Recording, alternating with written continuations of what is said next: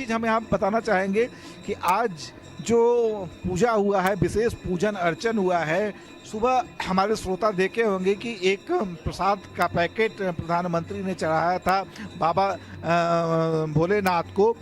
उस को लड्डुओं में मिश्रित करके 8,000 पैकेट, सॉरी माफ़ कीजिएगा, 8 लाख पैकेट उसके तैयार किए जा रहे हैं और बाबा के प्रसाद के स्वरूप में हर घर में उसको वितरित किया जाएगा।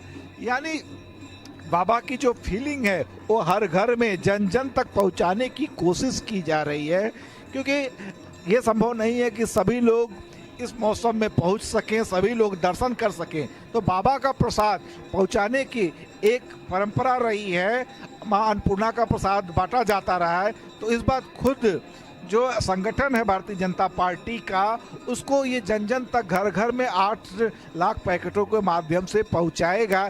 ये एक ताज़ा अपडेट है और बड़ा महत्वपूर्ण चीज़ है कि जो लोग घर बैठे हैं उनको बाबा का प्रसाद मिलेगा और जो लोगों में जोश है, उत्साह है, जो माहौल बना हुआ है वो लगातार चलता रहेगा। जैसा मैंने पहले बताया कि ये जो कार्यक्रम जो तमाम चल रही है वो लगभग 1 माह तक चलेगी और उसमें तमाम आयोजन किए जा रहे हैं। उसी के कड़ी में प्रसाद वितरण का भी कार्यक्रम है और तमाम चर्चा परिचर्चा ये सब केंद्र बिंदु में रहेंगे और बनारस की जनता को कनेक्ट करने की जो कोशिश की जा रही है, जो नई पीढ़ी, खासकर इस आयोजन में एक चीज़ ये देखने को मिला है कि नई पीढ़ी अपने अध्यात्म से, अपनी संस्कृति से, अपनी जो पुरानी विरासत है वो कैसे याद रखे और अगली पीढ़ी को वो ट्रांसफ़र कैसे करे, इन सब को देखा गया है। यदि राहुल कभी आप बनारस आते हैं, विश्वनाथ धाम यदि आप जाते हैं तो आपको यहाँ की कला गैलरी भी देखनी होगी निश्चित रूप से। अगर आपको बनारस को समझना है, देखना है, जानना है, उस गैलरी को भी आपको देखना होगा। शायद आप जो चीज़ें अभी स्क्रीन पे देख रहे हैं उन सब सारी चीज़ों का वर्णन वहाँ पे है। संगमरमर से पत्थरों के कलाकारों द्वारा उकेरा गया है।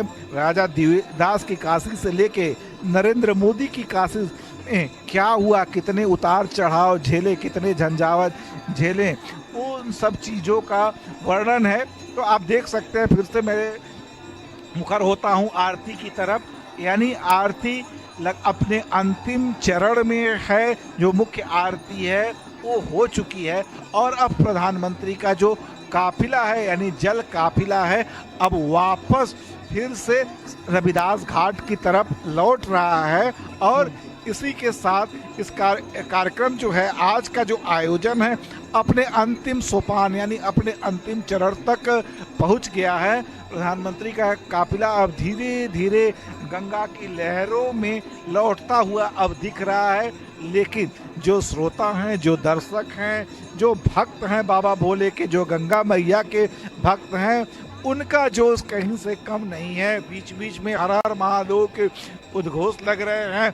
हर व्यक्ति जिसके हाथ में हम देख रहे हैं मोबाइल फोन है, वो न सिर्फ वीडियो बना रहा है बल्कि अपने घर वालों को, अपने परिजनों को वीडियो कॉलिंग करके घर बैठे नज़ारा दिखला रहा है।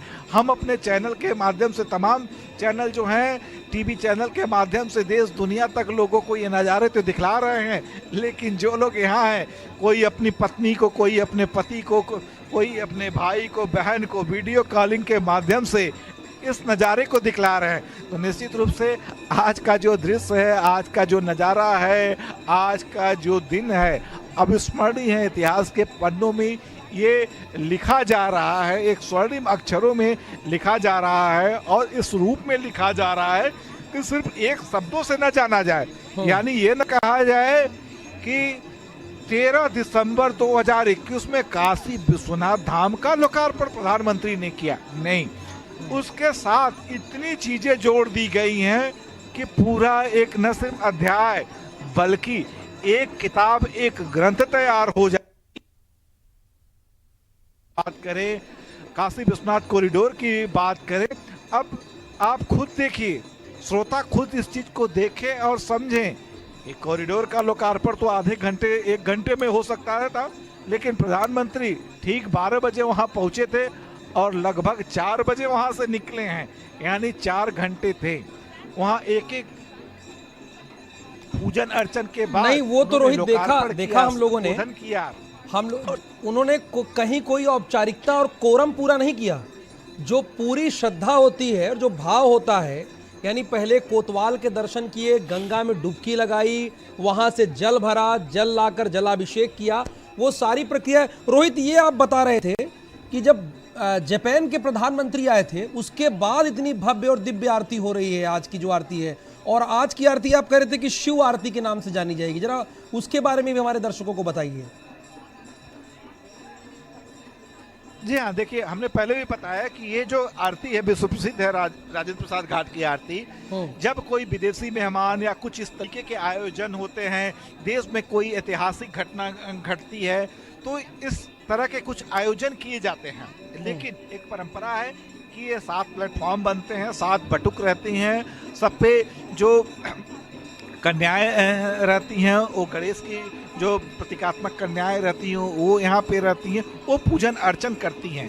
लेकिन विशेष कुछ किया जाता है तो ये बटकों की संख्या जो है वो बढ़ा दी जाती है, 7 की जगह 9 कर दी जाती हैं और 21 कन्याएं रहती हैं, और ये विशेष आयोजन होता है। इससे पहले यदि हम कहें तो इस तरीके की आरती जब जापान के प्रधानमंत्री शिंजो आबे को लेकर प्रधानमंत्री नरेंद्र मोदी जब यहाँ आए,